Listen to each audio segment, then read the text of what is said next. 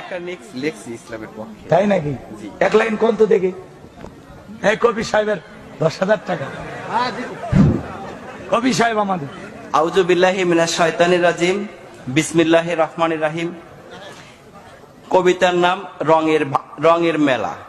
School বন্ধ, পূজার ছুটি, গায়ের ছেলেরা বেঁধে জুটি।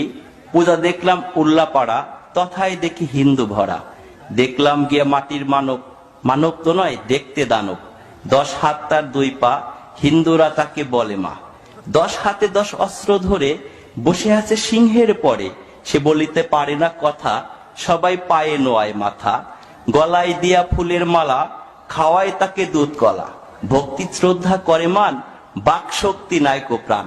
প্রাণ নেই তবু কেমনে মরে, নিয়ে যায় তাকে নদীর তীরে। তীর হতে তুলে মধ্য জলে, লাথি মেরে দিয়েছে ফেলে। এখানেই মোর মনের কথা, মাকে কেন দিলে ব্যথা।